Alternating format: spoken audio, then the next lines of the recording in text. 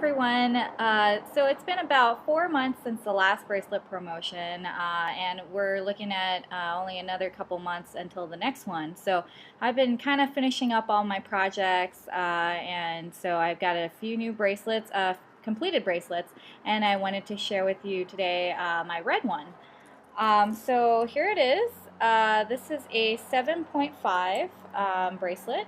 I had to go up, as I've said earlier, because they've just been getting too tight on my wrist.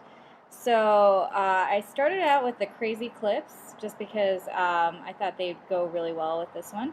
My theme for the whole thing is Asian, red, Chinese family bracelets. So they kind of all tie into one another. Red is a very lucky color in Chinese culture, and I'm Chinese, so that fits perfectly in with my family because they're all Chinese as well. So I'll just kind of start at the beginning. I've been doing this thing lately since I haven't been buying safety chains. I hate having my charm stuck on the thread. So at one end I put an OpenWorks charm because it basically covers the thread at the back there. So you get about half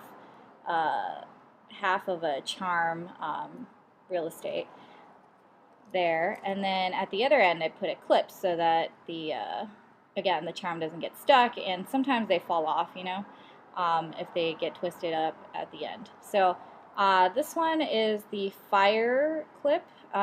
This one is the new one from the spring summer collection. This one is the puzzle piece from Australia. I got this one from Australia. These weren't available in the US because the Pandora wasn't able to make a deal with the Autism Society, since their symbol, I guess, looks like that. Ha! So they don't have the end little nub in there. But this one also comes in a blue and a yellow as well. I picked 4 Muranos for this one. The first one is the candy cane stripes. This one I had a hard time finding one that was really true red. A lot of them you find the red bleeding in with the white so that it creates this orangey look, which I didn't like. But I was able to find that one at my store. A bubble spacer, and then my little doghouse. This one represents my fur baby, Bo. And the best thing about it is it has a little red heart on the back. So again, fits into my theme perfectly. He's my baby. And we've got a red heart there.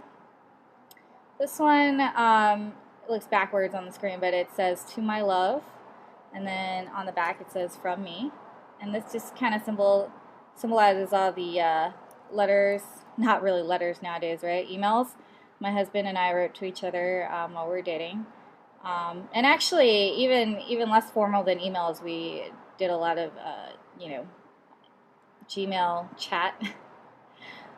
This one's really special.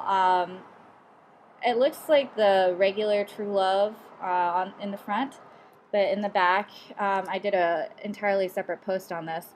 This one's engraved with the date of the second prince of Denmark and his wedding. So I got this from a very special friend in Denmark. She let me buy that off her, so I was super happy to find this hard to find charm. The next Murano we have, this is one's the red bubbles, and it's really that dark blood red. Matches really well with the red stepping stones over here. And of course I had to get the fortune bags. This one says Fu, which means fortune in Chinese. And again, it looks backwards, but it says that on both sides. And then the Asian dragon, right there. He's that really cool looking oriental dragon. Doesn't look like the Anglican dragon, I guess, of yore. They have a lot bigger bodies, but the Asian dragon is very serpentine looking, so that's why it looks like that. And of course I had to pair the Chinese fortune bags with the US money bags. this was one of my first charms, just because I thought it was so funny, and I do love spending money, so you gotta earn it to spend it. So I love how the top, it looks like a little flower. You can see my US one I got a while ago, so it just has the 925 ALE stamp, whereas the fortune bag says the S in front of it. I don't know if you can see that.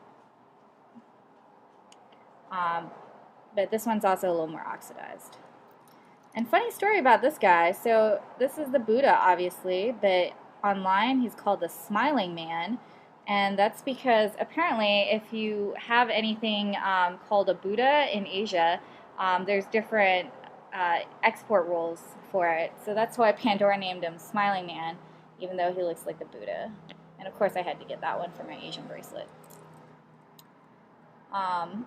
So on